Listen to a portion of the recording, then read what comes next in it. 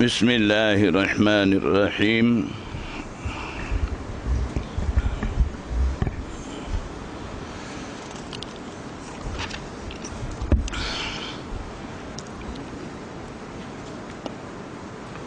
Hadis kita baca minggu lepas ni,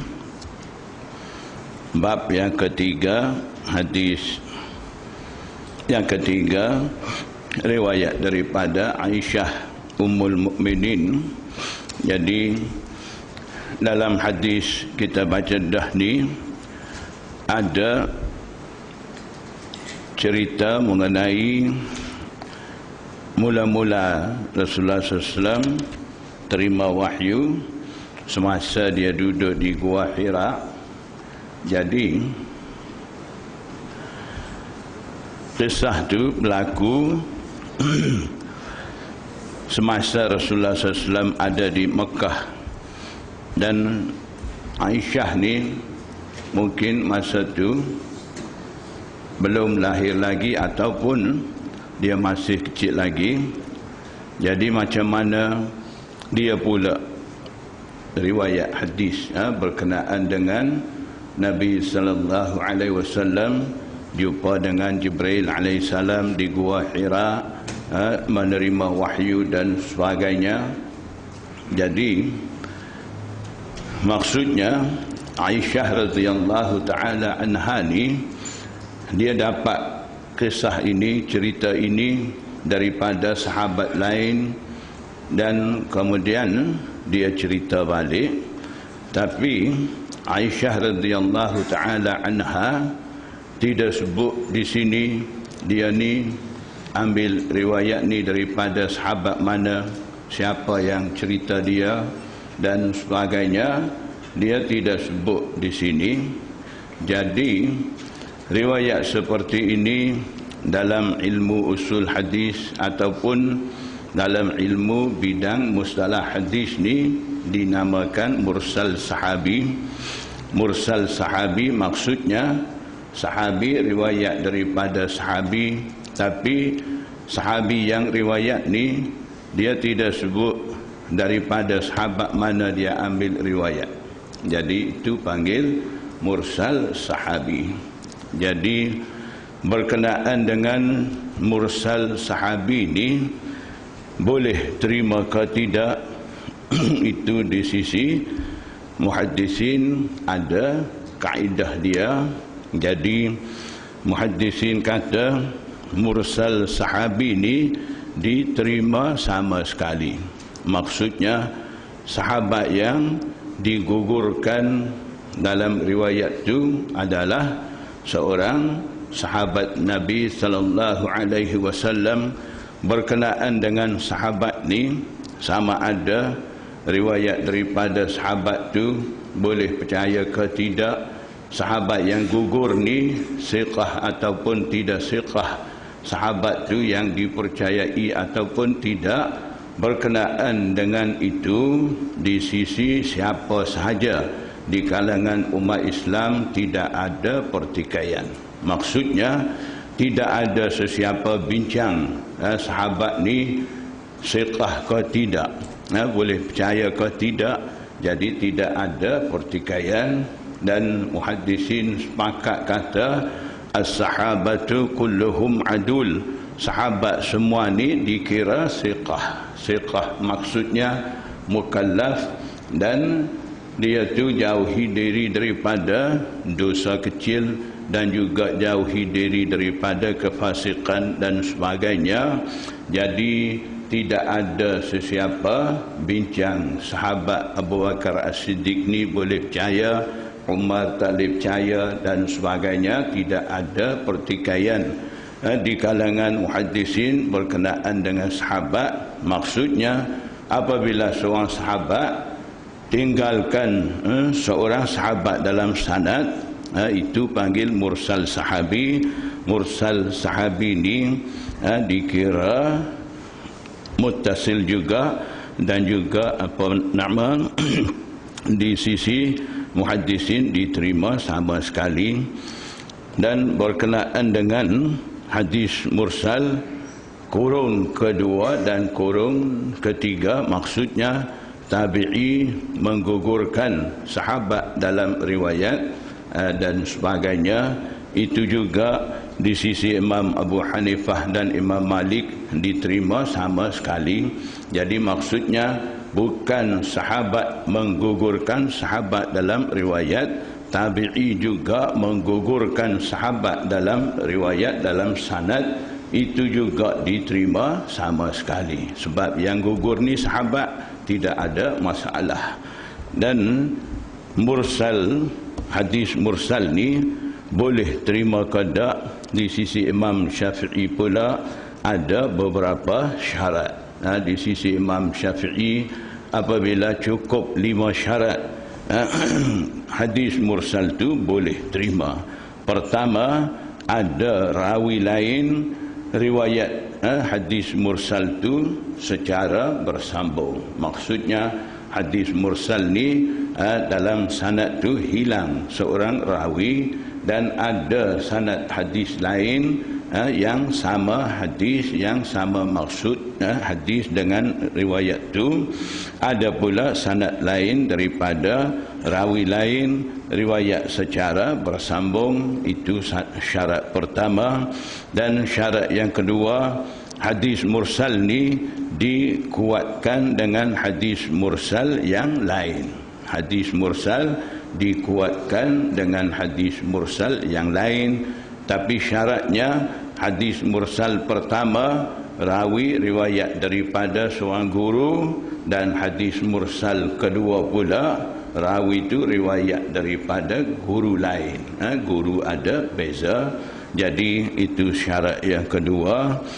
Syarat yang ketiga ni, hadis mursal dikuatkan dengan aqwalus sahabah. Maknanya ada sokongan daripada aqwalus sahabah, semakna dengan hadis mursal sani. Itu pun dikira boleh diterima. Dan yang keempat, syarat yang keempat nak menerima hadis mursal di sisi Imam Syafi'i ni, hadis mursal itu dikuatkan oleh pendapat kebanyakan ulama. Jadi pendapat kebanyakan ulama ada sokongan kepada hadis mursal sani. Itu satu syarat yang boleh menerima hadis mursal. Yang kelima, rawi yang riwayat hadis mursal itu tidak meriwayat hadis mursal kecuali daripada rawi yang siqah. Maksudnya rawi yang riwayat hadis mursal ni, dia riwayat memang betul, dia riwayat hadis mursal, tapi kebiasaan rawi ni dia tidak riwayat daripada orang lain, melainkan daripada rawi siqah, rawi yang dipercayai. Kalau tabiat adat rawi itu begitu, itu pun diterima. Jadi di sisi imam lain, di sisi Imam Abu Hanifah dan di sisi Imam Malik, tanpa syarat hadis mursal itu diterima secara mutlak. Dan di sisi Imam Syafi'i juga terima juga hadis mursal, tapi kena ada cukup 5 syarat tadi. Bila cukup 5 syarat, hadis mursal itu diterima di sisi Imam Syafi'i. Jadi itu berkaitan dengan hadis. Dan itu dah baca sampai sekarang mana di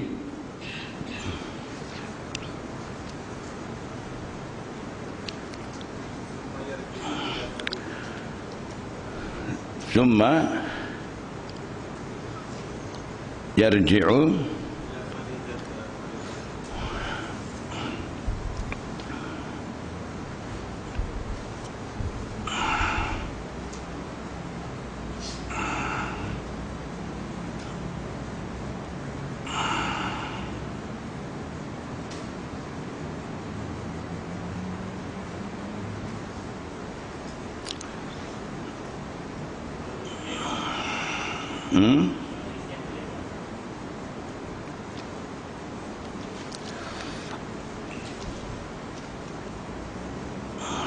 summa yarji'u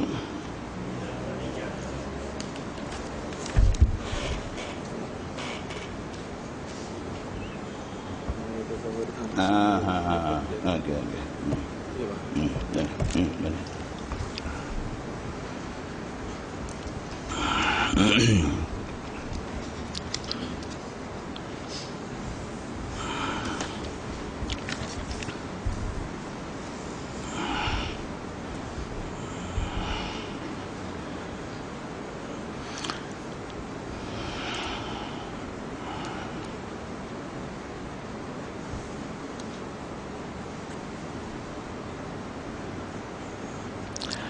Bismillahirrahmanirrahim. Summa yarji'u ila Khadijata, maksudnya setelah Nabi sallallahu alaihi wasallam beribadat di Gua Hira selama hampir sebulan ataupun 1 bulan, Nabi sallallahu alaihi wasallam kembali kepada Khadijah, fayatazawwadu limithliha.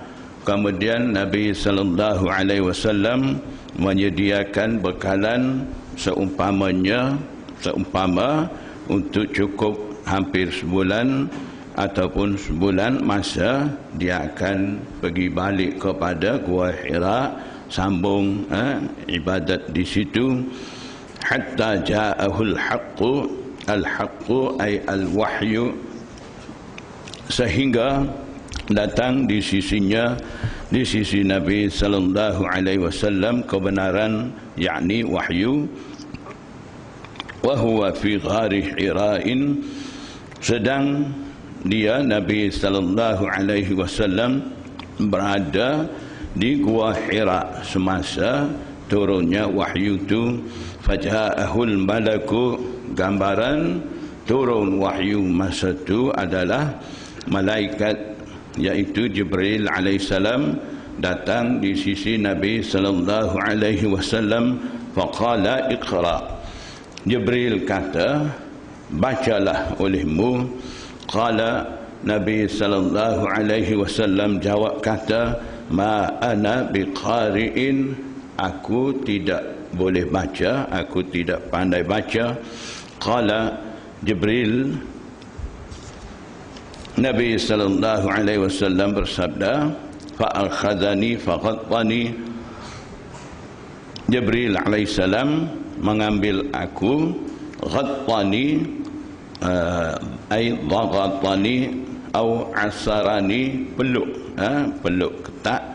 Maksudnya Jibril alaihissalam ambil ataupun tarik aku, peluk aku, hatta balagha minnil jahda, sehingga sampai daripada ku masyaqqah. Al-jahda ay at-taqata wal masyaqqata, jadi disebabkan kena peluk daripada Jibril alaihissalam, Nabi sallallahu alaihi wasallam mengalami masyaqqah, susah di situ. Tsumma arsalani, kemudian Jibril alaihissalam melepaskan aku. Jadi faqala iqra, kemudian Jibril kata baca. Qultu ma ana biqari'in, Nabi SAW terus jawab macam biasa, kata saya tak boleh baca, saya tak reti baca. Fa akhadhani faghattani tsaniyata hatta balagha minil jahda, jadi seperti kali pertama juga Jibril alaihissalam peluk, kemudian arsalani lepas. Faqala iqra, kali yang ketiga Jibril alaihissalam suruh baca pula. Faqultu ma ana biqari'in, Rasulullah sallallahu alaihi wasallam terus jawab jawapan yang sama, kata saya tak boleh baca. Fa akhadhani faghattani tsaniyata thumma arsalani, Jibril alaihissalam peluk pula kali yang ketiga.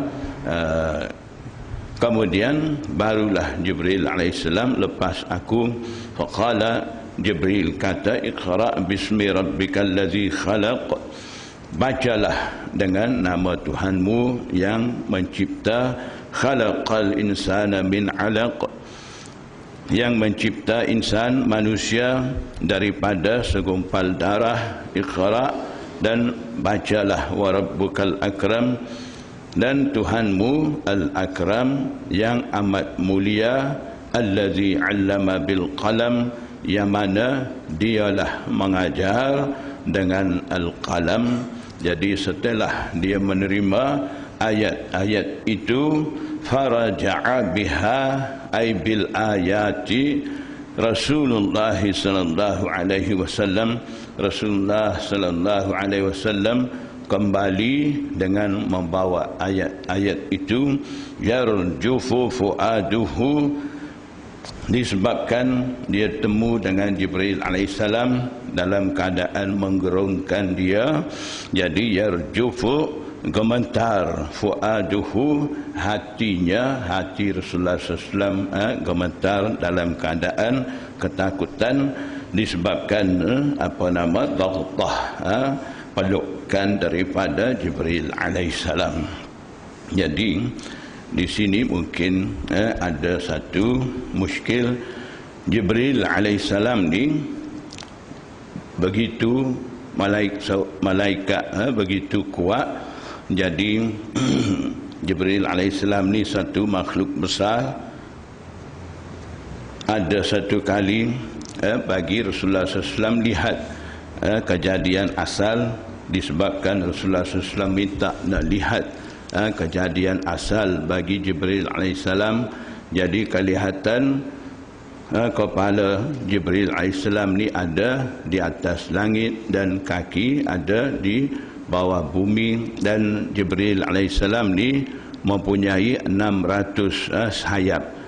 Dan masa tu Jibril alaihissalam buka 2 sayap saja dah sampai masyrik dan maghrib. Maksudnya makhluk begitu besar dan makhluk begitu kuat, dan pantas pula Jibril alaihissalam ni semasa Nabi Yusuf alaihissalam dicampak dalam telaga oleh saudara-saudara dia.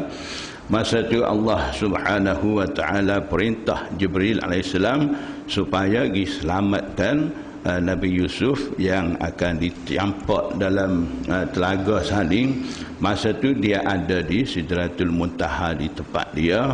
Jadi tiba-tiba dapat sahaja perintah daripada Allah Subhanahu wa taala, Nabi Yusuf yang sedang dicampak dalam telaga tadi, sempat Jibril alaihissalam datang selamat dia. Jadi satu makhluk begitu besar, begitu pantas. Jadi macam mana Nabi sallallahu alaihi wasallam boleh tahan pelukan, picikan dia? Jadi tentang itu ulama muhaddisin bagi tahu Jibril alaihissalam ketika itu datang dalam keadaan rupa bentuk manusia. Jadi tidak ada kekuatan yang begitu menyusahkan Rasulullah SAW ketika itu. Jadi seperti mana Azrail datang di sisi Nabi Musa dalam keadaan manusia. Ada satu kisah biasa kita dengar dah, Musa alaihissalam tampar Azrail, dah keluar dia punya mata dan sebagainya. Jadi datang dalam keadaan manusia ni, Allah Subhanahu wa taala bagi kekuatan yang sama. Jadi maksudnya daripada kekuatan yang begitu banyak daripada Jibril alaihissalam sani tidak menyusahkan Rasulullah sallallahu alaihi wasallam. Dan satu lagi ulama muhaddisin bagi tahu Jibril alaihissalam peluk Rasulullah SAW begitu supaya ada halangan-halangan basyariah, kemanusiaan yang menghalang nak boleh menerima wahyu daripada Allah Subhanahu wa taala itu hilang, dapat hilang dengan peluknya Jibril alaihissalam. Dan juga satu lagi disebabkan Jibril alaihissalam peluk pada Rasulullah SAW ni nak sediakan Rasulullah sallallahu alaihi wasallam ni dapat sifat malaikat juga dan mampu nak menanggung beban wahyu dan sebagainya.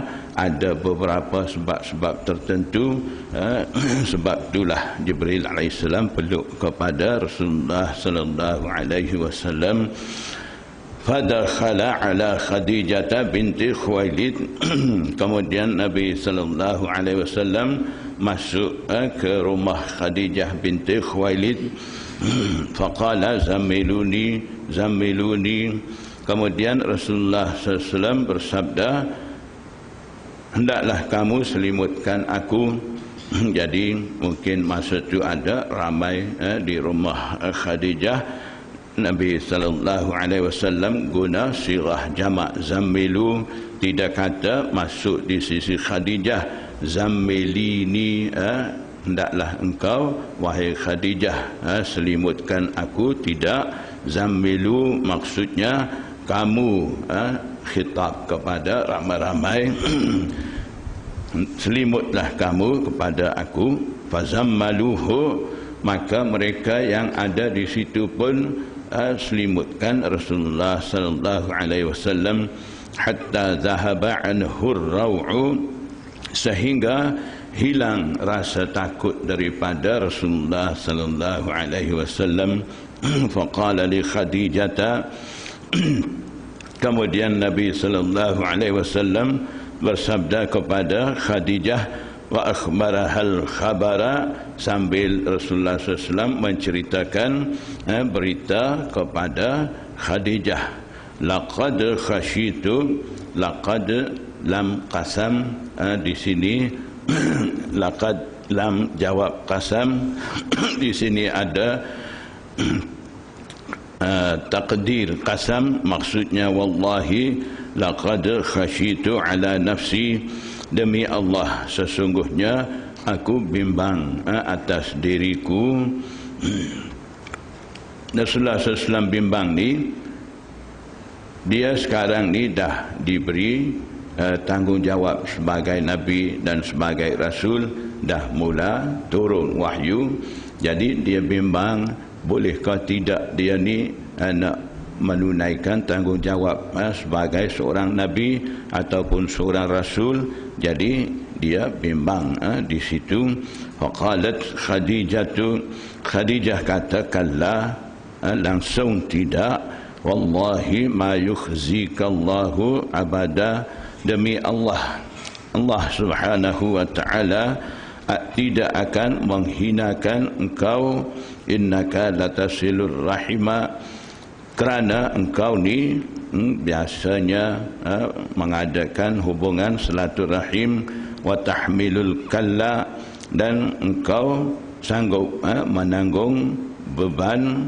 Maksudnya Nabi sallallahu alaihi wasallam suka membantu kepada mereka yang lemah dan sebagainya. Wa taksibul ma'duma, dan Nabi sallallahu alaihi wasallam membantu kepada fakir miskin, ma'dum, yang tidak ada, maksudnya di sini fakir miskin. Jadi Nabi sallallahu alaihi wasallam taksibul ma'duma, usahakan untuk orang-orang yang lemah. Wa taqrid dhaifa, dan juga engkau ni memuliakan tetamu. Wa tu'inu ala nawaibil haqqi, nawaib jamak bagi naibah, maksudnya hadisah. Engkau suka membantu ataupun menolong kepada orang susah. Nawaib ni orang yang susah sengsara di atas jalan benar. Fantalaqat bihi Khadijatu, nawaib ada satu makna mereka yang mengalami kesusahan, bencana alam dan sebagainya. Jadi maksud Khadijah di sini, Nabi sallallahu alaihi wasallam suka menolong orang susah dan juga menegakkan kebenaran. Fantalaqat bihi Khadijatu hatta atat Waraqah bin Naufal bin Asad bin Abdul Uzza. ibna ammi Khadijah. Kemudian Khadijah membawa Rasulullah SAW sehingga datang tiba di sisi Waraqah bin Naufal, yaitu sepupu Khadijah. Wa kana mar'an tanassara fil jahiliyati. Dia tu Waraqah bin Naufal ni seorang lelaki beragama Nasraniyah pada zaman jahiliyah. Wa kana yaktubul kitab al-Ibraniyya. Dia ni pandai menulis kitab dalam bahasa Ibrani, bahasa Yahudi. Fayaktubu minal Injili. Kemudian dia tulis daripada kitab Injil tu, Masya Allahu, ay yaktuba, kitab Injil yang ada dalam bahasa Syriani. Waraqah bin Naufal Sani, dia tulis balik dalam bahasa Ibrani sebab dia ni pandai menulis bahasa Ibrani.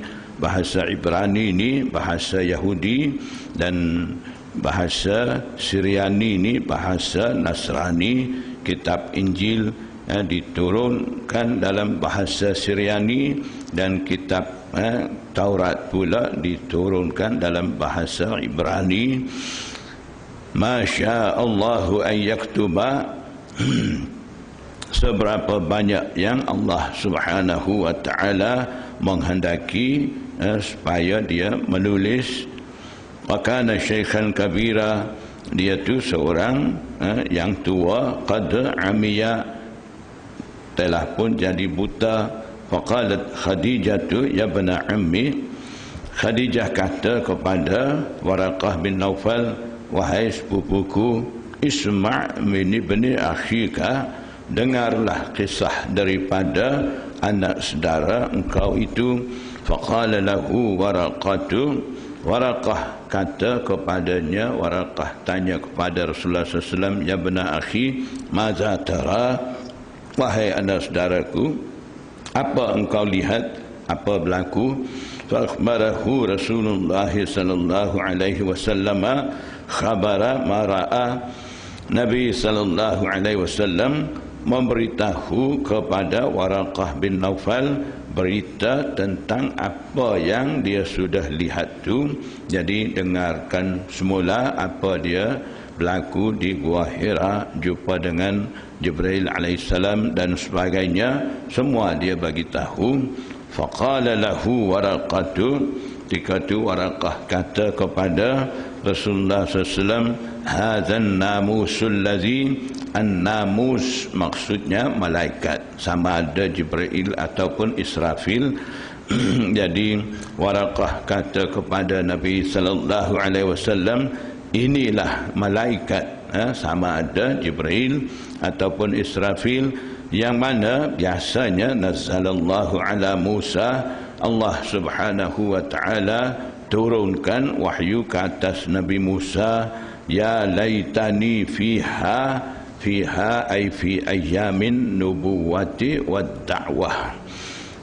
Ya laitani, mudah-mudahan pada hari nubuwah ataupun pada hari mula berjalan dakwah. Laitani akunu hayyan, mudah-mudahan laitani fiha jaza'a, jaza'a ay syaban qawiyya, mudah-mudahan aku masih muda lagi. Laitani akunu hayyan, mudah-mudahan aku masih hidup lagi. Iz yukhrijuka qaumuka, ketika mana kaum kumpulan engkau mengusir engkau. Maksudnya ketika Nabi sallallahu alaihi wasallam mula isytihar nubuwah ataupun Nabi sallallahu mula dakwah. Masa tu Waraqah dah baca, dia kata kaum kerabat Rasulullah SAW akan mengusir Rasulullah SAW, akan ganggu, akan menyusahkan Rasulullah SAW. Sebab apa dia boleh kata begitu? Sebab dia dah ada pengalaman kisah Nabi Anbiya dulu. Sebaik saja isytihar nubuwah dan kerasulan sebaik saja mula dakwah, kaum keluarga dia dah mula benci dan dah mula buat kacau dengan Nabi Anbiya tu dan kena halau, kena bunuh dan sebagainya. Kisah-kisah Nabi Anbiya dulu dah banyak ada macam tu. Jadi berdasarkan itulah Waraqah bin Naufal ni bagi tahu kepada Rasulullah SAW, ketika mana engkau diusir keluar daripada kaum aku, kalaulah aku masih muda lagi, gagah lagi, aku masih kuat lagi, ataupun aku masih hidup lagi, maksud dia aku akan bantu kepada engkau. Faqala Rasulullah sallallahu alaihi wasallam, bila dengar begitu Nabi sallallahu alaihi wasallam heran. Nabi sallallahu alaihi wasallam bersabda, Nabi sallallahu alaihi wasallam tanya balik dia, awa mukhrijiyahum, adakah mereka keluarkan aku? Mukhrijiyah asal mukhrijina ya, ya mutakallim mukhrijina, jamak nun ada di situ, jamak nun jamak mutakallim. Apabila idafat kepada ya mutakallim, nun jamak sani gugur, sebab tu di sini hilang nun, mukhrijina hilang nun jadi mukhrijiyya. Awa mukhrijiyahum, adakah mereka mengeluarkan aku?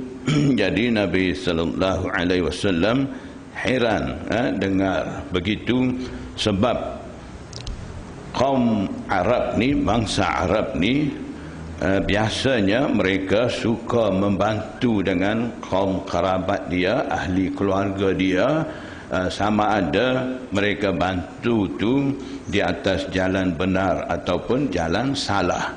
Jadi kaum Arab dia kalau ada apa-apa masalah dengan orang lain, mereka akan bantu bangsa Arab dia. Sama ada kejadian dalam kejadian tu bangsa dia betul ataupun salah, dia tak kira, akan bela bangsa dia, kaum dia. Jadi keadaan bangsa Arab, tabiat bangsa Arab dalam keadaan begitu, Nabi SAW heran dengan hanya dia nak isytihar nubuah tu, kenapa kaum dia akan usir keluar. Dia kira apa sahaja berlaku, bangsa Arab ni tidak akan buat nyaya sama sendiri, akan bantu juga. Tapi herannya Waraqah kata akan diusir keluar. Jadi dia tanya balik, adakah saya ni akan diusir keluar oleh mereka? Qala na'am, Waraqah kata ya, tentu akan diusir keluar. Lam ya'ti rajulun qattu, tidak ada seorang lelaki pun tidak pernah datang bimithli ma ji'ta bihi, dengan upama apa yang engkau bawa, illa udiya, malaikan dimusuhi. Itu pengalaman daripada Waraqah. Maknanya Nabi Anbiya dulu dah bawa cerita yang sama, wahyu yang sama, dan menjalankan dakwah. Ketika itu mereka dimusuhi oleh kaum mereka.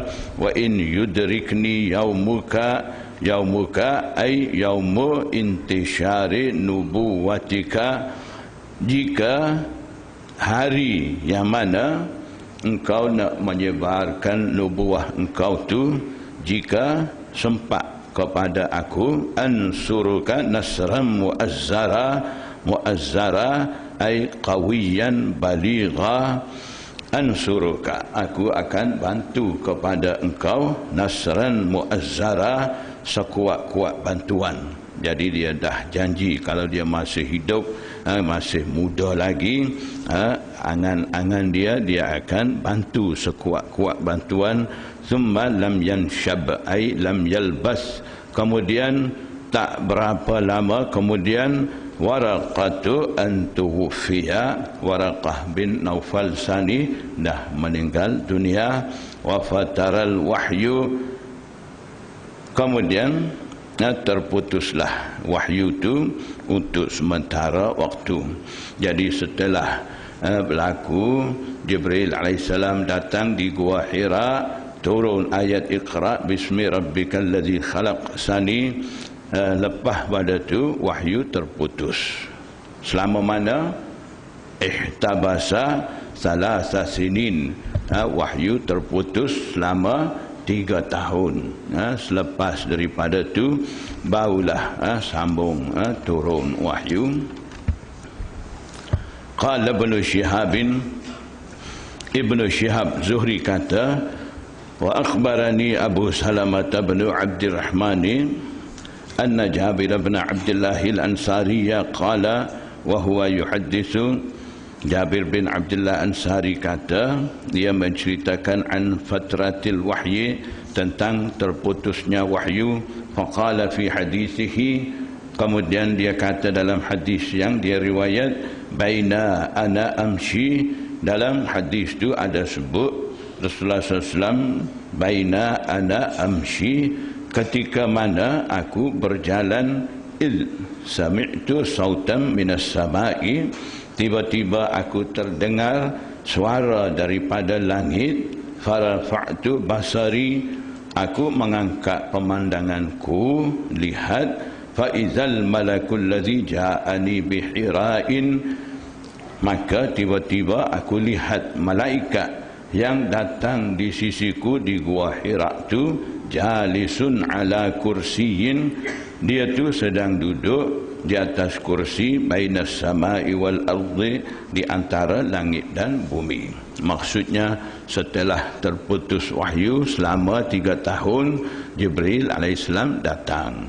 Tiba-tiba bunyi suara, Nabi SAW lihat, dapati Jibril alaihissalam ni duduk di atas kursi yang tergantung di antara langit dan bumi. Faru'ibtu minhu, maka aku gemetar, takut daripadanya. Faraja'tu faqultu zammiluni zammiluni, aku kembali, kemudian seperti biasa aku kata, selimutlah kamu kepada aku. Fa'anzalallahu ta'ala, dikatulah Allah subhanahu wa ta'ala turunkan ayat, ya ayyuhal muddassir, wahai yang berselimut, qum, bangunlah, fa'anzir, berilah peringatan, wa rabbaka fakabbir, dan agungkanlah Tuhan engkau, wa siyabaka fatahhir, dan hendaklah menyucikan pakaian engkau, wa rujza fahjur, fahjur jauhilah, rujza ay umurun qabihah, perkara-perkara yang tidak elok, ataupun setengah tafsir warujza ay al-awthana, berhala-berhala. Jadi maksudnya jauhilah diri daripada perkara yang tidak elok ataupun daripada berhala-berhala. Jadi adakah Rasulullah SAW ni hampir dengan berhala sampai Allah Subhanahu wa ta'ala turunkan warujza fahjur sani.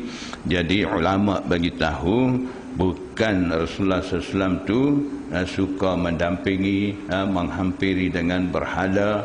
Sebab tu Rasulullah Allah Subhanahu wa ta'ala suruh jauh daripada berhala. Tidak, maksudnya sebagai contoh, kalau seseorang berbai'ah dengan syekh, syekh akan bai'ah, akan janji dengan dia, suruh dia mengucap kalimah syahadah, dan kemudian dia akan bai'ah, dan dia akan kata bai'uni ala alla tusyriku billahi wala tusriqu wala taznun, dan sebagainya. Dalam bai'ah tu ada sebut, kamu janjilah dengan aku, kamu tidak akan syirik, tidak akan curi, tidak akan zina, dan sebagainya. Jadi yang bai'ah ni musyrik ke? Tidak. Yang mari bai'ah dengan syekh ni pencuri ke? Tak juga. Yang mari bai'ah dengan syekh ni orang suka buat zina ke? Tak juga. Ini cuma pesanan daripada syekh kepada murid, seperti biasa. Jadi begitu juga ini daripada Allah Subhanahu wa taala, perkara-perkara apa yang dia kehendaki pesan kepada Rasulullah SAW, itu saja. Jadi setelah turun ayat tadi, fahamiyal wahyu, semenjak itu wahyu selalu turun berturut-turut. Fahamiya ay kasura wa tawatara, menjadi wahyu menjadi banyak dan berturut-turut. Wa tataba'a, dan berturut-turut. Taba'ahu Abdullah bin Yusuf. Daripada taba'ahu ni, Imam Bukhari hendak menceritakan berkenaan dengan mutaba'ah. Mutaba'ah ni hadis yang mana dia dah sebut, yang mana saya dah cerita tadi, riwayat daripada Aisyah, hadis mursal sahih. Hadis tu diriwayat daripada, cuba kita tengok balik bab 3 hadis 3 tu, haddatsana Yahya bin Bukairin qala haddatsana Laits an Uqail an Ibn Shihab. Jadi maksudnya dulu daripada Ibn Shihab ni, Yahya bin Bukair ada, Laits ada, Uqail ada, rawi-rawi itu ada. Taba'ahu Abdullah bin Yusuf, Abdullah bin Yusuf, wa Abu Salihin, dan juga Abu Salih. Dua ni taba'a. Mutaba'ah maknanya berturut-turut akan riwayat dulu. Taba'ahu mengikuti hu, ia di sini Yahya bin Bukair. Yahya bin Bukair yang ada dalam sanad hadis haddatsana Yahya bin Bukair tu. Jadi taba'ahu ay taba'a Yahya bin Bukairin Abdullah bin Yusuf wa Abu Salihin, Abdullah bin Yusuf dan Abu Salih.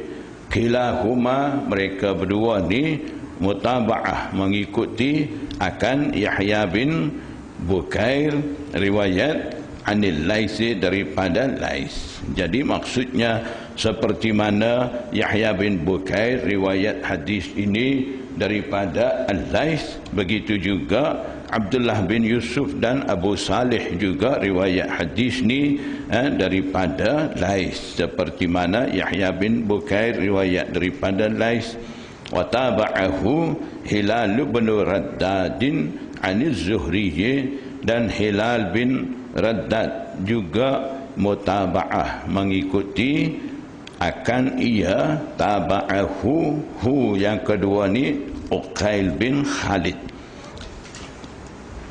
Hilal bin Raddad mengikuti akan ia akan Uqail bin Khalid aniz Zuhri, daripada Zuhri. Jadi apa beza yang sebut mutaba'ah pertama ni, Abdullah bin Yusuf dan Abu Salih ni mengikuti daripada permulaan sanad Yahya bin Bukair.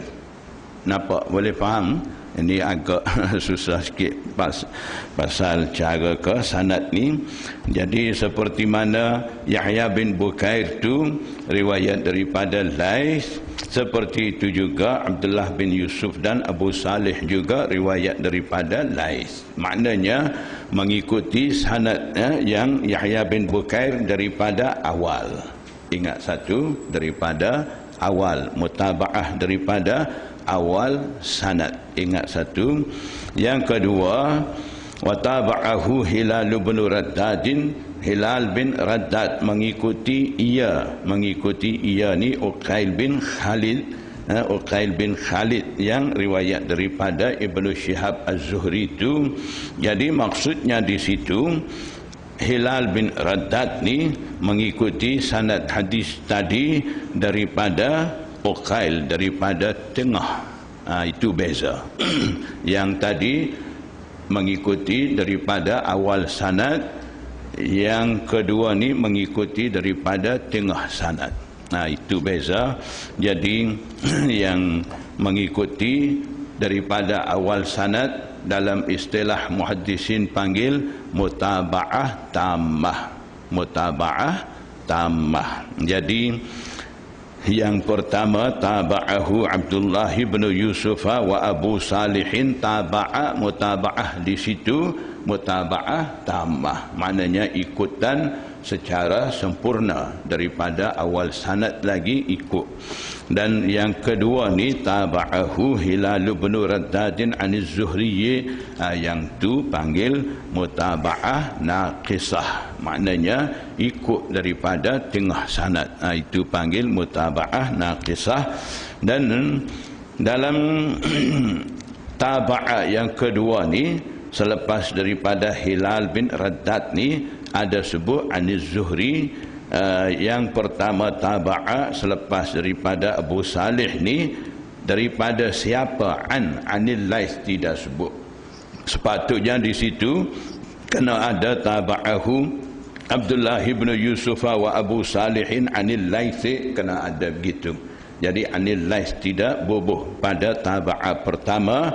Taba'a kedua ada bubuh anil Zuhri.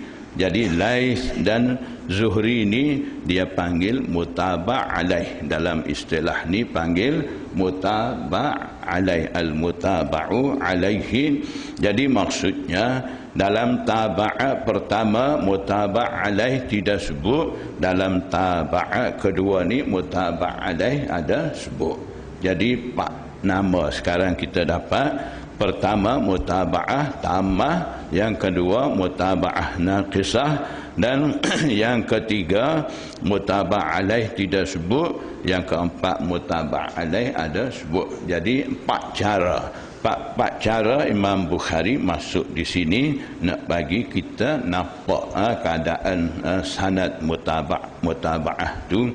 Jadi apa sebab Imam Bukhari masukkan mutaba'ah begini? Sebab bila ada mutaba'ah mengikuti mutaba'ah, maksudnya sanad yang kedua ni mengikuti sanad yang dulu, sanad yang pertama.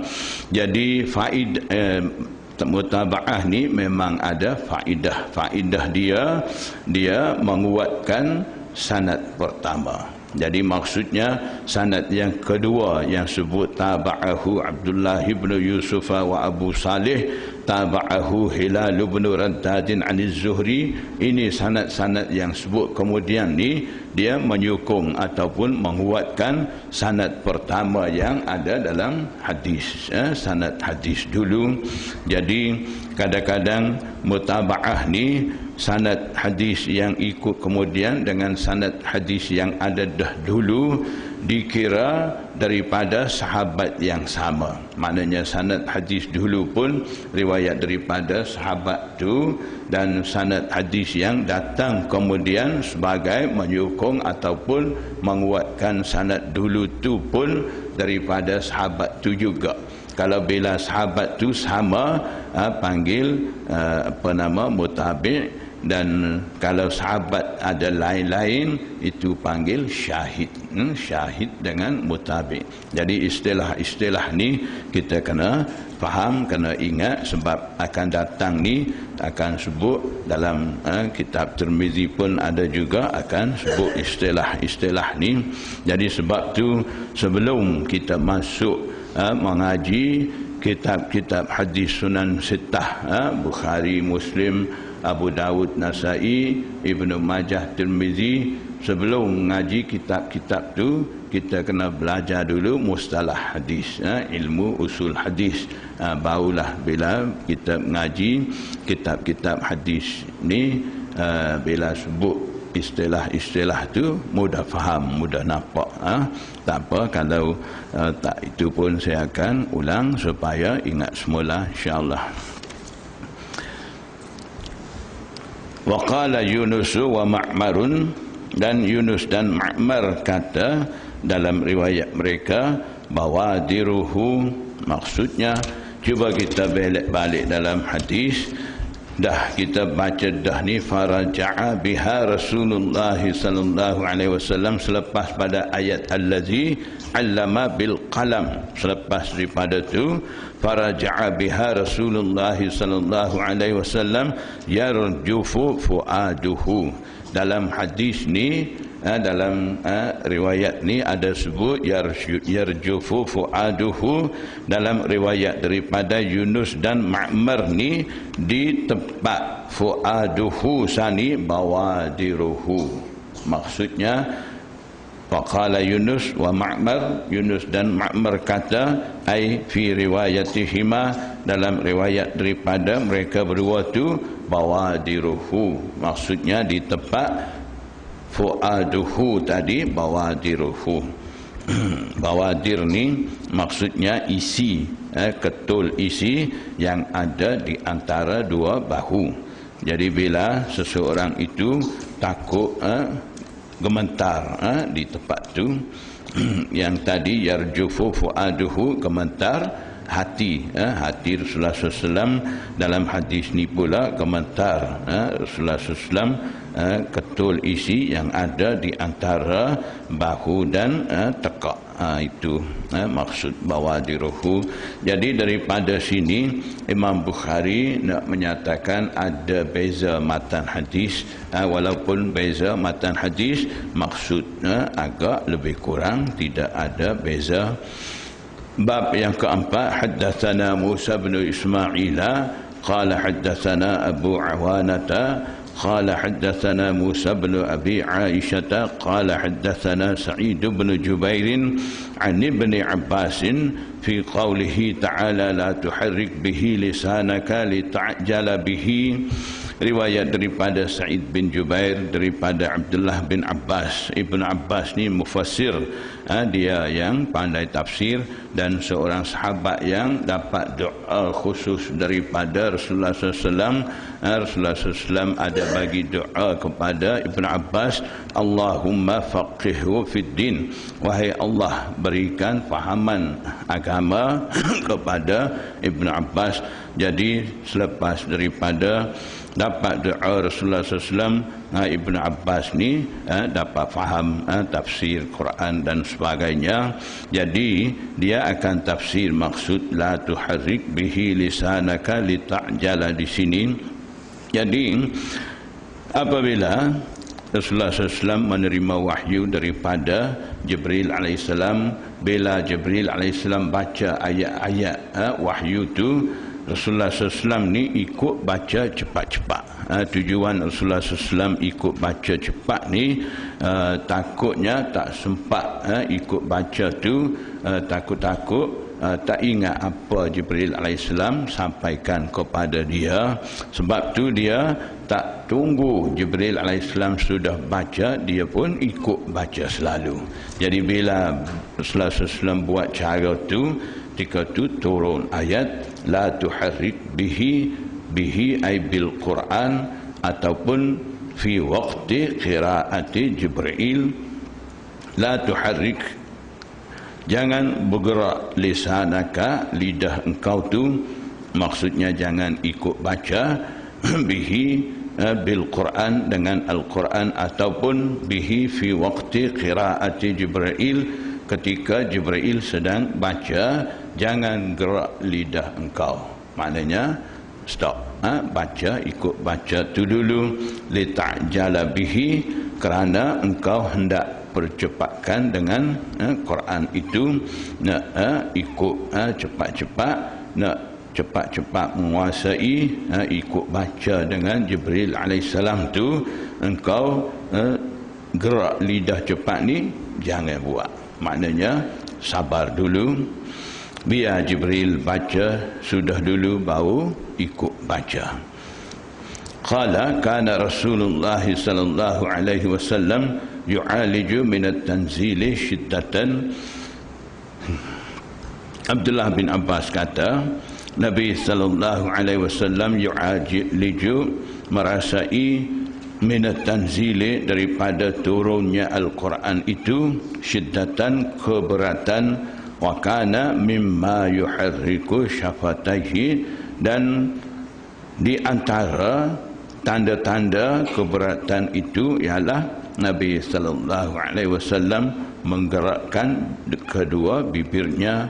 Faqala, Ibnu Abbas, faqala Ibnu Abbasin, Abdullah bin Abbas kata, fa ana uharrikuhuma laka, aku menggerakkan kedua bibir kepada engkau, kama kana Rasulullah sallallahu alaihi wasallam yuharrikuhuma, seperti mana Rasulullah sallallahu alaihi wasallam menggerakkan kedua-dua bibir ketika menerima wahyu daripada Allah Subhanahu wa taala, ketika mana dia mengalami keberatan daripada turunnya ayat Al-Quran itu. Fa anzalallahu ta'ala la tuharrik bihi lisanaka lita'jala bihi. Ketika itu Allah Subhanahu wa taala turunkan ayat ni, jangan engkau gerakkan lidah sebelum sempurnakan wahyu bacaan daripada Jibril itu, lita'jala bihi, hendak engkau kerana engkau hendak percepatkan, cepat menguasai dengannya. Jadi Jibril alaihissalam tak sudah lagi Rasulullah SAW ikut baca, takut terlepas bacaan daripada Jibril, tak sempat nak ikut. Sebab tu Rasulullah SAW ikut baca cepat-cepat. Inna alaina jam'ahu, ketika Allah Subhanahu wa ta'ala larang Rasulullah SAW ikut baca sama dengan Jibril alaihissalam, Allah Subhanahu wa ta'ala dah janji, sesungguhnya di atas kamilah tanggungjawab jam'ahu, mengumpulkan Al-Quran itu. Jadi engkau jangan susah takut-takut tak dapat kumpul Al-Quran tu, engkau nak ikut baca cepat-cepat ni tak perlu. Tanggungjawab nak himpun, nak kumpul Al-Quran ni tanggungjawab aku, bukan tanggungjawabmu. Wa Qur'anahu ay qira'atahu, dan membaca Al-Quran itu. Qala jama'ahu Allahu laka. Abdullah bin Abbas kata sebagai tafsiran ayat tadi, Allah Subhanahu wa ta'ala menghimpunkan Al-Quran bagi engkau fi sadrika, dalam dada engkau. Maknanya Allah akan himpunkan Al-Quran dalam dada Nabi Muhammad SAW. Tak perlu dia ikut tergesa-gesa, takut tak dapat himpun Al-Quran, takut lupa dan sebagainya. Allah Subhanahu wa ta'ala akan pelihara. Wa taqra'uhu, dan Allah Subhanahu wa ta'ala akan engkau akan dapat membaca ia. Jadi Allah akan himpun Al-Quran dalam dada engkau, dan seterusnya engkau boleh baca Al-Quran itu. Fa iza qara'nahu, oleh itu apabila kami selesai baca ia Quran tu, kami maksud di sini kami membaca Al-Quran bilisani Jibril, melalui lidah Jibril tu.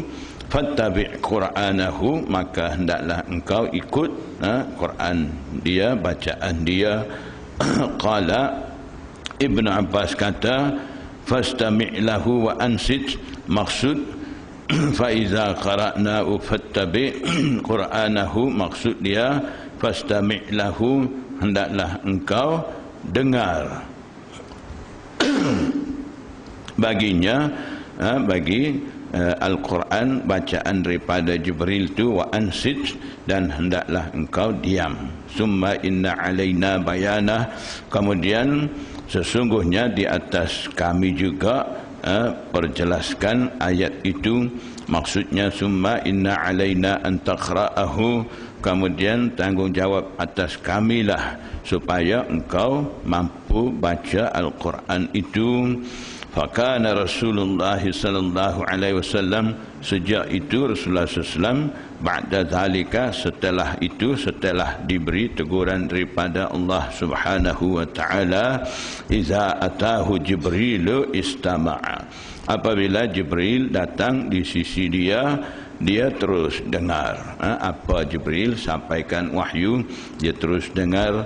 Fa idzan talaqa Jibril, bila Jibril dah pulang, dah pergi, qara'ahun Nabi sallallahu alaihi wasallam kama qara'ahu, Nabi sallallahu alaihi wasallam pun baca Al-Quran seperti mana Jibril alaihissalam baca. Jadi biar Jibril alaihissalam selesai baca dulu, sampaikan wahyu dulu, sudah tu barulah Rasulullah SAW ulang baca. Tak ikut sama-sama dah. Mula-mula ikut sama-sama, takut tak sempat ikut baca, takut terlupa, takut tak dapat himpun ayat-ayat. Jadi kerana kebimbangan itu Rasulullah SAW ikut baca bersama dengan Jibril alaihissalam. Kemudian dilarang oleh Allah Subhanahu wa taala setelah daripada diberi teguran oleh Allah Subhanahu wa taala, Nabi SAW tunggu dulu Jibril alaihissalam selesai baca, kemudian barulah dia baca pula.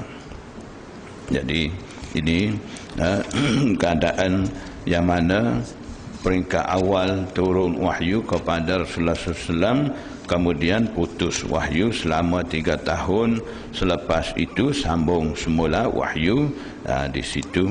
Jadi bab yang kelima insya-Allah kita baca minggu depan. Bab ke-6 pun berkenaan dengan wahyu juga, kisah Nabi sallallahu alaihi wasallam hantar utusan kepada Raja Rom, Hiraql.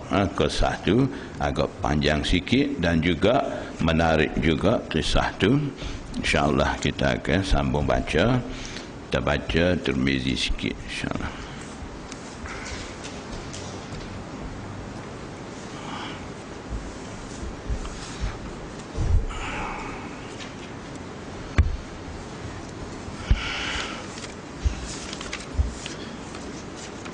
Tirmizi hadis pertama kita dah baca, cuma ada tinggal sedikit kaitan dengan sembahyang faqidut tuhurain. Maksudnya mengikut hadis tu, la tuqbalu salatun bi ghairi tuhur, sembahyang tidak akan diterima tanpa taharah. Jadi maksudnya seseorang tidak wuduk, tidak tayamum, kalau sembahyang juga begitu, Allah Subhanahu wa taala tidak akan terima sembahyang dia. Kalau seseorang sampai di tempat di mana susah dia nak dapat air dan juga susah dia nak tayamum. Keadaan macam mana? Kalau duduk dalam kapal terbang, air sudah habis, ataupun pihak penerbangan tahan tak bagi guna air, takut masalah untuk kegunaan mustahak dan sebagainya, air ada tapi tak bagi pakai, batu tanah debu tak ada nak tayamum. Dalam keadaan begitu, dah tiba masa, dah tiba waktu, macam mana kita nak sembahyang? Jadi kalau tidak ada taharah, sembahyang tidak akan diterima. Jadi dalam keadaan itu, nak wuduk tak boleh, nak tayamum tak boleh.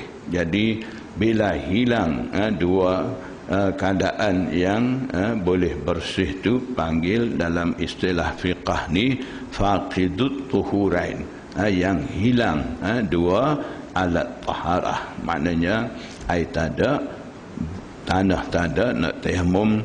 Kalau macam tu, Imam Abu Hanifah kata, di sini ada pendapat daripada Imam Pak Mazhab berkenaan dengan orang seperti itu, macam mana masa tu dia nak sembahyang.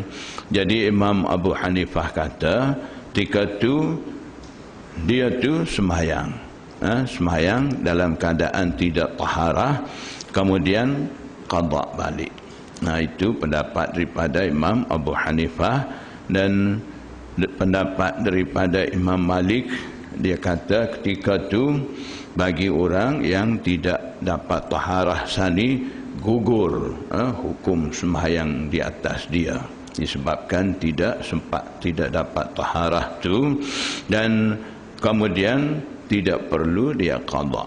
Itu Imam Malik. Senang, tak payah sembahyang masa tu sebab tidak ada taharah, nak qada balik pun tak payah. Itu Imam Malik. Dan di sisi Imam Ahmad kata sembahyang juga dalam keadaan tidak taharah pun sani. Kemudian Imam Ahmad kata tidak wajib qada. Yang tadi Ahnaf, Imam Abu Hanifah kata sembahyang dalam keadaan tu wajib qada. Di sisi Ahmad pula sembahyang dalam keadaan tidak taharah pun sembahyang juga. Lepas tu Imam Ahmad kata tidak wajib qada. Di sisi Imam Syafi'i, orang seperti itu kena sembahyang juga, sembahyang hormat waktu, kemudian qada balik. Itu pendapat daripada Imam Pak Mazhab berkenaan dengan orang tidak ada taharah. Dan bahagian kedua, wala sadaqatun min ghulul, dan juga tidak diterima sedekah daripada harta khianah. Ghulul ni harta khianah dalam harta rampasan perang, itu panggil ghulul. Al-khianatu fi malil ghanimah, itu panggil ghulul. Jadi daripada makna asal, kemudian daripada itu fuqaha guna ghulul ni harta khianah, maknanya harta benda yang hasil dengan secara khianah, sama ada menipu, mencuri dan sebagainya. Jadi harta benda seperti itu, kalau seseorang nak derma, nak sedekah di jalan Allah Subhanahu wa taala, Allah Subhanahu wa taala tidak akan terima, dia tidak akan dapat pahala. Kalau seseorang dah ada harta macam tu, apa kena buat? Apa patut dia buat? Sepatutnya dia cari siapa tuan punya harta, dia pulangkan harta tu. Kalau tidak dapat jumpa cari tuan punya harta, dia kena bagi sedekah tanpa niat nak cari pahala. Pakai bui gitu. Jadi ada dalam riwayat Abu Dawud daripada hadis Asim bin Kulaib, di situ ada berkenaan dengan harta benda tu. Nabi sallallahu alaihi wasallam bersabda, at'imihil usara, benda-benda tu bagi makan kepada tawanan-tawanan perang. Jadi maknanya bila ada harta benda daripada harta khianah, kena bagi kepada fakir miskin tanpa ada niat nak pahala. Tapi Imam Ibnul Qayyim dia kata, kalau seseorang itu nak niat nak dapatkan pahala, boleh juga. Pahala sedekah tu tentu dia tidak boleh, tapi pahala taat kepada Allah Ta'ala akan dapat. Sebab bila ada harta benda khianah begitu, Allah Subhanahu wa Ta'ala dan Rasul SAW suruh bagi kepada fakir miskin. Jadi kita taat hukum tu, kita bagi kepada fakir miskin ni. Jadi di situ boleh kita nak niat nak dapatkan pahala di atas taat kepada Allah Subhanahu wa Ta'ala. Itu ada satu pendapat daripada imam tu. Jadi selepas daripada bab sani, babu maja'a fi fadlit tuhuri, bab ini datang menceritakan mengenai kelebihan kebersihan.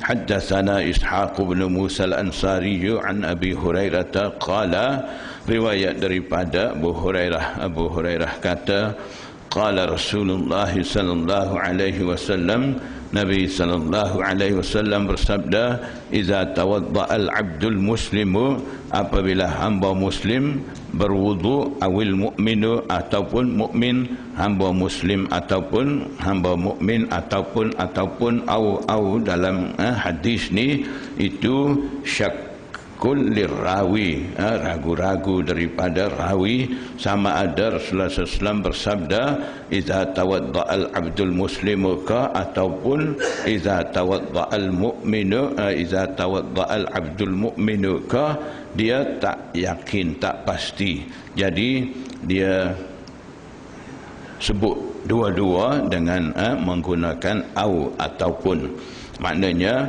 hamba muslim ataupun hamba mukmin apabila dia tu wudu, faghasala wajhahu, basuh muka, kharajat min wajhihi kullu khati'atin, keluar daripada mukanya setiap dosa, nazara ilaiha, yang mana dia tu lihat kepadanya pada dosa, bi'ainaihi, dengan dua biji mata dia, ma'al ma'i, dosa tu keluar bersama titisan air itu, au ma'a akhiri qatril ma'i, ataupun dosa itu keluar bersama dengan akhir titisan air itu, au nahwa hadza, ataupun umpama ini.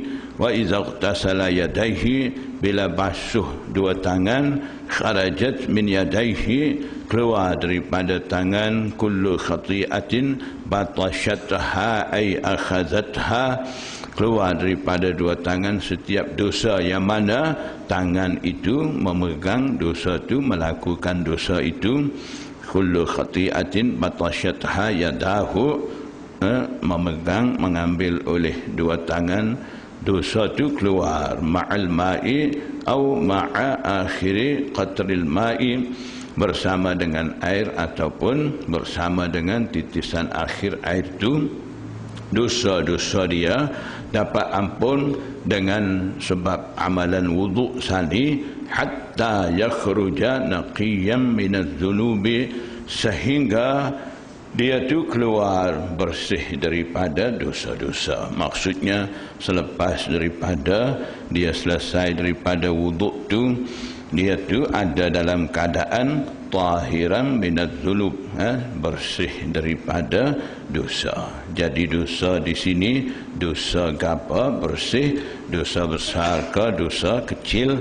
Jadi Imam Ibnul Arabi dia kata dalam kitab Aridatul Ahwazi, syarah Sunan Tirmizi juga, di situ dia ada sebut, dia kata dalam hadis yang sebut kata ampun dosa ni itu hanya dosa kecil, bukan dosa besar. Sebab berkenaan dosa besar ni ada hadis sebut as-salawatul khamsu wal jumu'atu ilal jumu'ati kafaratul lima bainahunna majtunibatil kabair.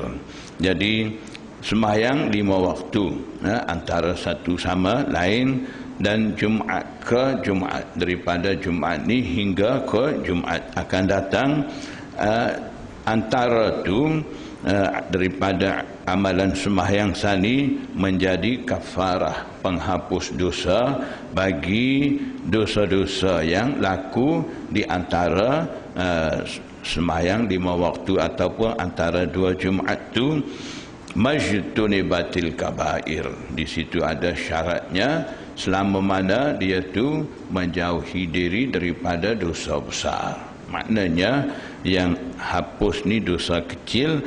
Jadi cuba tengok mengikut yang Rasulullah SAW sabda sani, sembahyang yang disertai dengan wuduk itu pun dapat ampun dosa kecil saja, tidak dosa besar. Kalau wuduk saja lagi tak boleh nak ampun, nak dapat ampunkan dosa besar, jadi dosa kecil juga. Jadi maksudnya dengan sebab wuduk sani dapat ampun dosa yang sebut kata dalam hadis tu hanya dapat ampun dosa kecil saja. Jadi di mana saja dalam hadis kita akan jumpa seterusnya dengan mana-mana amalan.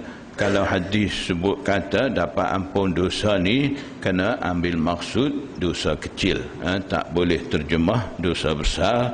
Dan itu dosa yang diampun sani pun dosa-dosa yang ada kaitan dengan hukukullah, dosa hukukul ibad ni tidak dapat ampun dengan wuduk dan sebagainya. Itu kena selesai dengan tuan tu sendiri.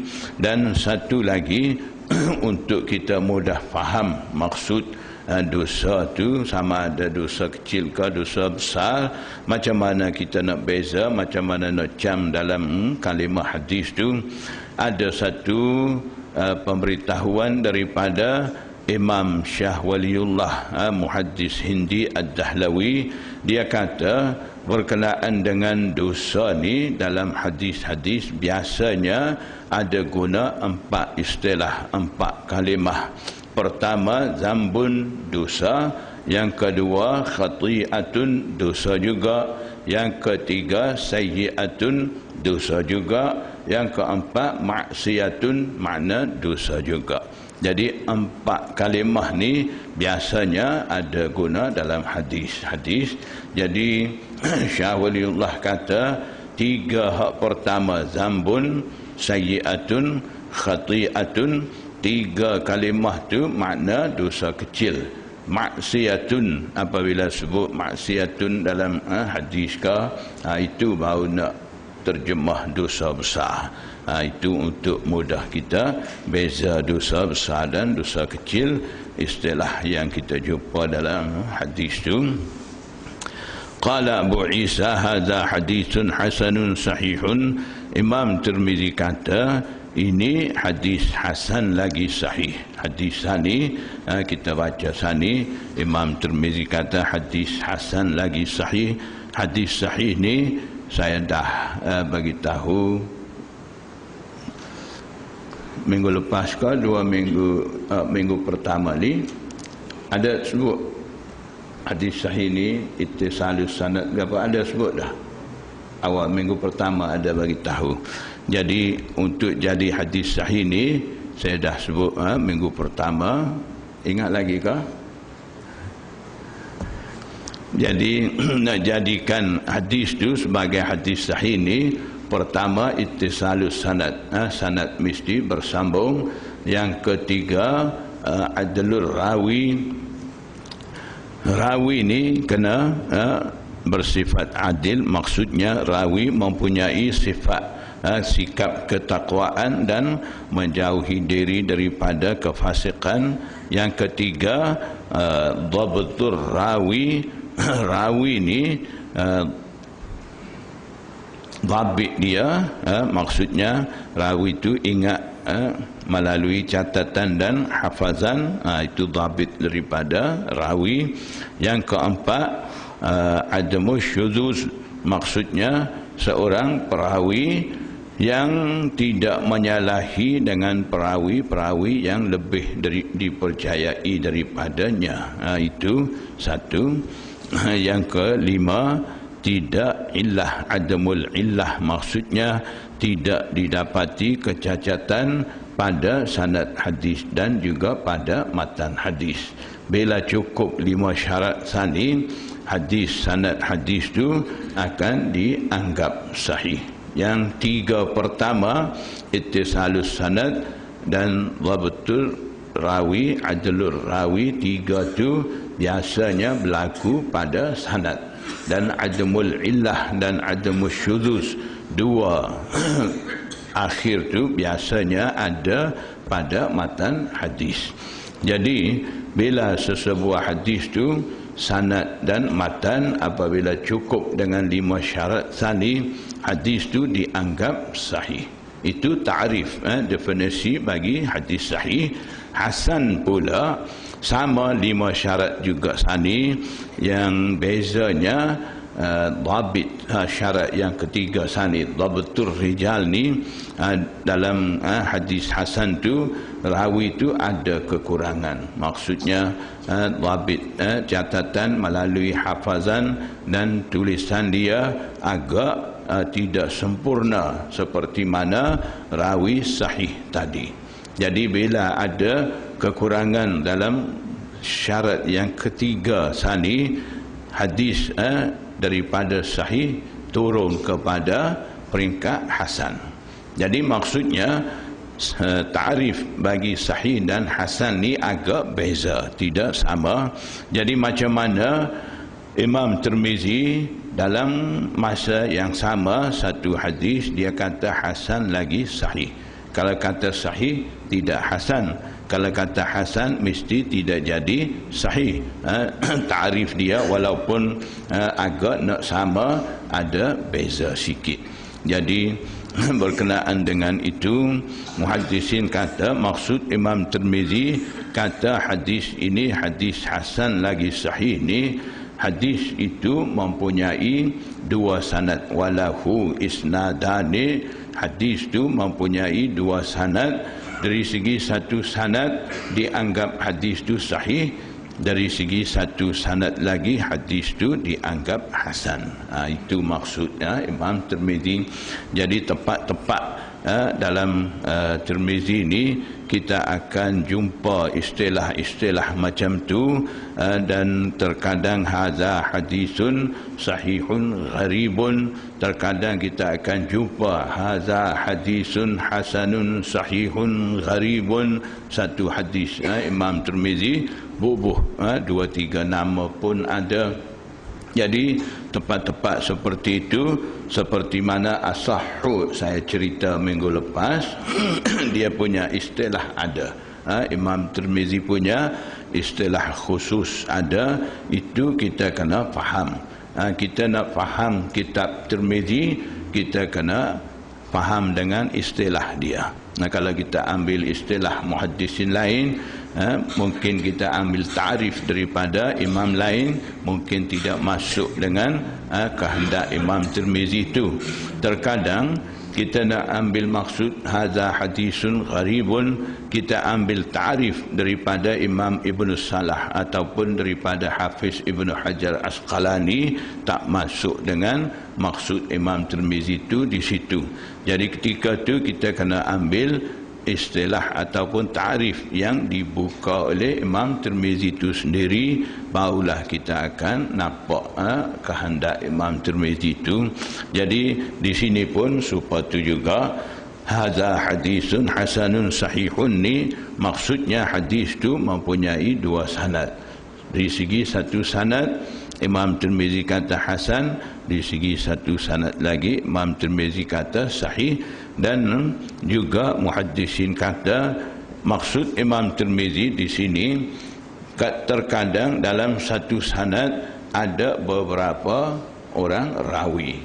Jadi setengah rawi dianggap rawi sahih dan setengah rawi pula dianggap hasan. Itu maksud Imam Tirmizi hadza hadisun hasanun sahihun di sini.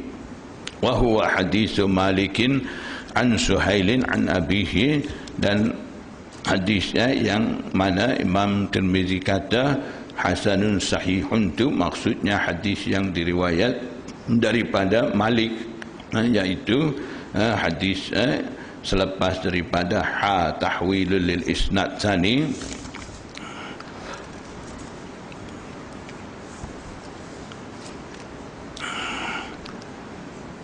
An Suhailin, riwayat daripada Suhail daripada ayah dia, dan riwayat daripada Abu Hurairah. Wa Abu Salih, Abu Salih yang sebut dalam sanad Suhail bin Abi Salih. Abu Salih tu walidu Suhail, ayah Suhail tu huwa Abu Salih As-Samman. Dia tu adalah Abu Salih As-Samman, itu kunyah dia. Wasmuhu Zakwan, nama dia Zakwan. Wa Abu Hurairah tulifa fismihi, dan Abu Hurairah ni diperselisih pada namanya. Dari segi nama Abu Hurairah ni ada khilaf. Faqalu Abdu Syamsin, setengah kata Abdu Syams, waqalu, dan setengah pula kata Abdullah bin Amr. Abdu Syams ni hamba matahari, bukan Abdullah hamba Allah dak. Jadi ulama bagi tahu Abdu Syams ni nama Abu Hurairah sebelum dia masuk Islam, dan Abdullah bin Amr ni nama selepas dia masuk Islam. Wa hakadha qala Muhammad bin Ismail, Dan beginilah kata Muhammad bin Ismail. Siapa Muhammad bin Ismail? Imam Bukhari. Muhammad bin Ismail al-Bukhari wa huwal asahhu, dan inilah pendapat paling sahih. Sebab nama Abu Hurairah ni khilaf sampai 20 nama. Jadi dalam 20 nama sani, Imam Bukhari kata inilah nama yang dah sebut sani, inilah paling sahih. Jadi sebab panggil Abu Hurairah, Abu ni bapa, Hurairah ni kucing kecil, panggil bapa kucing kecil. Abu Hurairah ni dia suka dia bawa kucing dalam panggil apa sini tepat ni, ujung tangan ni panggil apa sikit, tema ni bahagian ni lengan baju boleh. Dia suka kucing kecil tu boboh dekat lengan baju, dia bawa. Lepas tu Rasulullah SAW lihat keadaan dia begitu, Rasulullah SAW pun sebut kata Abu Hurairah. Lepas tu ada setengah riwayat pula menyatakan Abu Hurairah ni dia jaga kambing-kambing, kemudian dia ada kucing kecil dia bawa bersama. Waktu malam kucing tu dia letak di atas pokok berhampiran rumah dia, siang hari dia bawa bersama dengan dia. Jadi orang ramai mula sebut dia kata Abu Hurairah bapa kucing. Itu wajhut tasmiyah, sebab apa panggil Abu Hurairah. Qala Abu Isa, Imam Tirmizi kata wa fil babi, semakna dengan hadisul bab sani masih ada lagi riwayat daripada Uthman bin Affan, Sauban, Sunabihi, Amr bin Abbasah, Salman, Abdullah bin Amr dan sebagainya. Wa Sunabihi yang sebut dalam wa fil bab sani alladhi rawa an Abi Bakrin As-Siddiq, itu dia tu yang riwayat daripada Abu Bakar As-Siddiq, laisa lahu sama'un min Rasulillah sallallahu alaihi wasallam, dia tu tidak ada sama', tidak ada dengar riwayat daripada Rasulullah SAW, hanya dia riwayat daripada Abu Bakar. Wasmuhu, dan nama dia Abdurrahman bin Usailah, wa yukna Aba Abdullah, kunyah dia Abu Abdullah. Sebab apa dia tidak ada dengar riwayat daripada Rasulullah SAW? Sebabnya rahala ilan Nabi sallallahu alaihi wasallam, dia bersafar untuk menemui Nabi sallallahu alaihi wasallam. Faqubidan Nabi sallallahu alaihi wasallam wa huwa fi tariqi, tiba-tiba Rasulullah SAW dah wafat, dia tu masih dalam perjalanan lagi, tak sempat jumpa dengan Rasulullah SAW. Jadi bila dia sampai di Madinah, hanya dia jumpa dengan Abu Bakar As-Siddiq, dia riwayat daripada Abu Bakar. Wa qad rawa 'anin Nabi sallallahu alaihi wasallam ahaditha, dia juga riwayat daripada Nabi SAW beberapa hadis melalui Abu Bakar As-Siddiq. Was-Sunabih ibn al-Asar al-Ahmasi sahibun Nabi sallallahu alaihi wasallam, ada lagi Sunabih, satu orang lagi, dia tu Sunabih bin Asar, yang tadi Sunabihi bin Usailah bin tak sama. Jadi Sunabih bin Asar ni sahibun Nabi, sahabat Nabi, yuqalu lahu as-Sunabihi aidan, disebut juga dia tu pun Sunabihi juga. Jadi Sunabihi ada dua. Sunabihi sempat dengar hadis daripada Rasulullah SAW seorang, itu Sunabih bin Al-A'sar, dan Sunabih seorang lagi yang tidak dengar hadis daripada Rasulullah SAW, itu Sunabih nama Abdurrahman bin Usailah. Jadi ini kena ingat, kita akan jumpa riwayat daripada Sunabih. Riwayat-riwayat akan datang ni kita kena tahu beza Sunabih mana. Kalau Sunabih tidak jumpa Rasulullah SAW, dia tu kata qala Rasulullah, maksudnya antara dia dan antara Rasulullah SAW ni dah gugur sahabat, itu panggil sanad munqati daripada tabi'i, dan kalau daripada Sunabih al-Asar ni dikira hadis tu hadis sanad muttasil, sanad bersambung. Jadi ini semua ni kena ingat.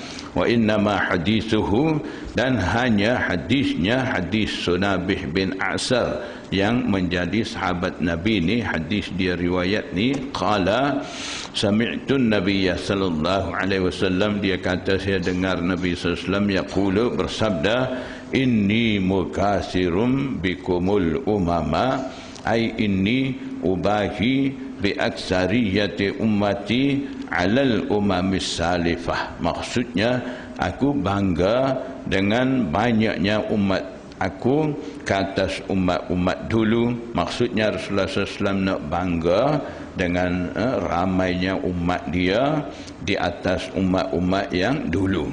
Jadi sebab tu Rasulullah SAW pesan, fala taqtatilunna ba'di, jangan kamu adakan pembunuhan sesama sendiri selepas aku. Jadi bila berlaku pembunuhan sesama umat sendiri, di situ akan berlaku kekurangan umat Nabi SAW, dan Rasulullah SAW nak bangga dengan umat yang lain tidak akan dapat. Jadi sebab tu Rasulullah SAW pesan, jangan kamu membunuh selepas daripada aku.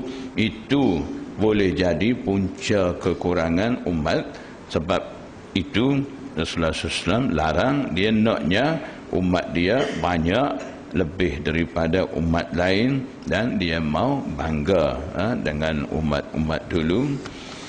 Jadi hadis itulah riwayat daripada Sunabih yang menjadi sahabat Nabi SAW. Jadi daripada apa yang setakat kita baca ni, kita dapati Imam Tirmizi ni halus dari segi istilah-istilah dan juga dari segi menjaga nama rawi dan kunyah. Kadang-kadang Imam Tirmizi sebut dalam sanad rawi itu dengan kunyah, dia akan sebut balik nama dia.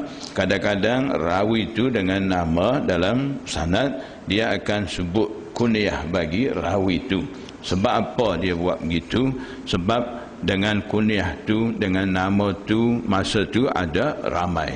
Jadi takut salah orang, takut silap orang. Supaya Sunabihi Sunabihi sama dua orang, seorang sahabat, seorang ni tabi'i. Itu Imam Imam Tirmizi nak bagi beza. Takut tukar orang, takut sanad jadi tukar takir, daripada sanad muttasil jadi munqati, daripada munqati tukagi jadi muttasil dan sebagainya. Boleh jadi berlaku kesilapan dalam sanad. Itu amat teliti oleh Imam Tirmizi dalam kitab Sunan dia. Dia akan bagi ingat satu-satu sambil dia riwayat hadis. InsyaAllah kita akan sambung minggu depan. Wallahu a'lam. Wabillahi taufiq wal hidayah. Wassalamualaikum warahmatullahi wabarakatuh.